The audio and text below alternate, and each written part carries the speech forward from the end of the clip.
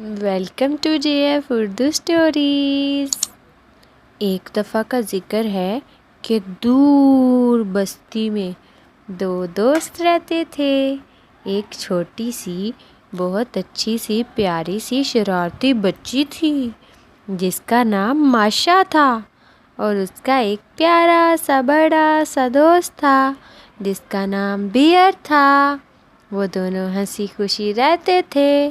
ماشا اپنے بیئر سے بہت زیادہ پیار کرتی تھی۔ دونوں ایک دوسرے کے ساتھ خوش رہتے تھے۔ دونوں کی فیملی میں کوئی اور نہیں تھا بلکہ وہ دونوں ہی ایک دوسرے کی فیملی تھے۔ ماشا کا بیئر ہی اس کا پیارا سا فرینڈ بھی تھا، مما بھی تھیں، بابا بھی تھے۔ وہ ماشا سے بہت زیادہ پیار کرتا تھا۔ دونوں بہت رحم دل تھے اور دوسروں کا خیال رکھتے تھے۔ ایک دن ماشا نے کہا کہ میرے پیارے بیئر، ہم کافی دن سے کہیں باہر گھومنے پھرنے تو گئے ہی نہیں ہیں۔ میں تو گھر میں بیٹھے بیٹھے بور ہو رہی ہوں، تو آؤ ہم کہیں باہر چلتے ہیں۔ آؤ ہم سیر کے لیے چلیں، اور میں نے سنا ہے کہ پاس والے گاؤں میں میلہ لگا ہے، تو ہم وہ میلہ دیکھنے چلتے ہیں۔ ساتھ ہی بیئر نے جب ماشا کی بات سنی تو کہا، ہاں، کل میں نے اخبار میں پڑھا تھا کہ پاس والے گاؤں میں میلہ لگا ہوا ہے، چلو ہم دونوں چلتے ہیں۔ تب ماشا نے بیئر کو کہا تو بیئر فوراً تیار ہو گیا۔ پھر انہوں نے جنگل میں اپنا سفر شروع کیا۔ ماشا اور بیئر جب جنگل کے درمیان میں پہنچے تو انہوں نے ایک درخت کے پاس ایک زخمی شیر دیکھا۔ وہ جلدی جلدی اس کے پاس گئے اور اس کو پوچھا کہ تم یہاں کیوں ایسے پڑے ہو اور تمہیں کیا ہوا ہے؟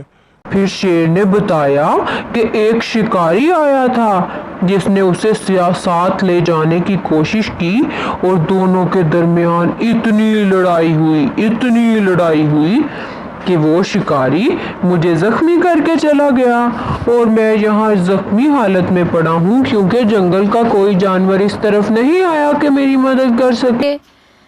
بیئر اور ماشا اس کو لے کر جلدی جلدی واپس اپنے گاؤں میں اپنے گھر میں آئے اور اس کی اچھی دیکھ بھال کی، اس کا بہت زیادہ خیال رکھا، اس کو اچھا کھانا پینا دیا۔ جب شیر تندرست ہو گیا تو دونوں نے اس کا شکریہ ادا کیا، اور وہ بھی ان کا شکریہ ادا کر کے جنگل میں دوبارہ چلا گیا، اور ساتھ ہی اس نے جاتے جاتے وعدہ کیا کہ میں ضرور کسی نہ کسی دن مشکل میں تمہارے کام آؤں گا۔ اگر تمہیں کبھی بھی میری ضرورت پیش آئے تو تم لوگ میری مدد ضرور مانگنا۔ پھر ایسے ہی دن گزرتے گئے۔ ماشا اور بیئر ہنسی خوشی رہتے تھے۔ ایک دن اچانک ایک بڑا سا مونسٹر آ گیا، اور وہ بیئر اور ماشا کے گھر میں رہنے لگا اور ان کو دھمکانے لگا کہ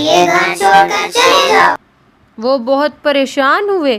انہوں نے بہت سوچنے کے بعد آخر کار شیر کے پاس جانے کا ارادہ کیا۔ وہ چلتے چلتے بہت زیادہ افسردہ شیر کے پاس پہنچے۔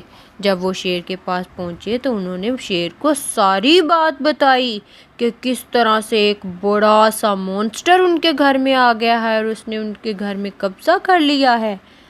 شیر نے کہا کہ میں تمہارے ساتھ چلتا ہوں۔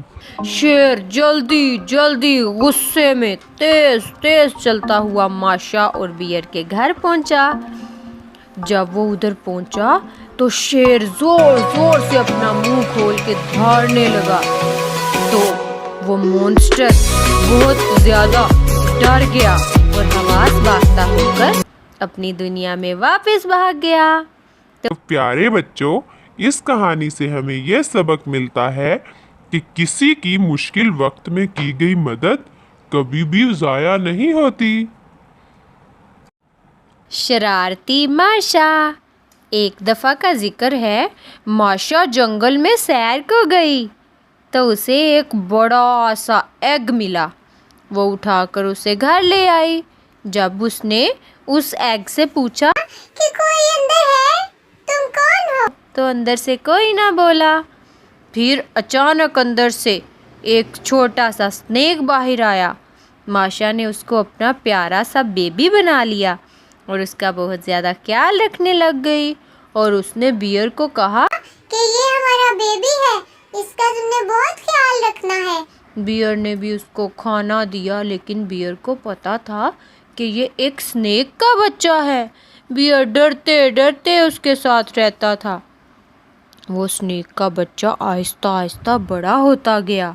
बियर को बहुत ज़्यादा डर लग रहा था कि कहीं ये माशा को नुकसान ना पहुंचा दे, लेकिन माशा उसके साथ खेलती रहती थी, बहुत ज़्यादा मस्ती करती थी। फिर एक दिन स्नेक ने बियर को काटी कर दी। बियर बहुत ज़्यादा रोया, चिल्लाया और खौफज़दा हो गया।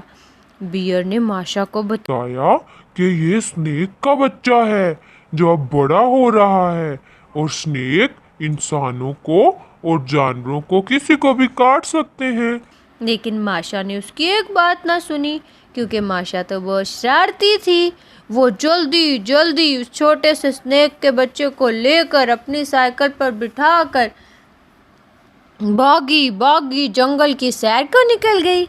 और उसको इतना घुमाया, इतना घुमाया, इतना घुमाया कि स्नेक वहीं से माशा से डर के भाग गया, क्योंकि माशा इतनी शरारती थी कि उसने स्नेक को इतना तंग किया कि वो भाग गया।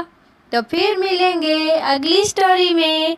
तो अपना बहुत ख्याल रखिएगा और मेरा चैनल सब्सक्राइब करना मत भूलिएगा।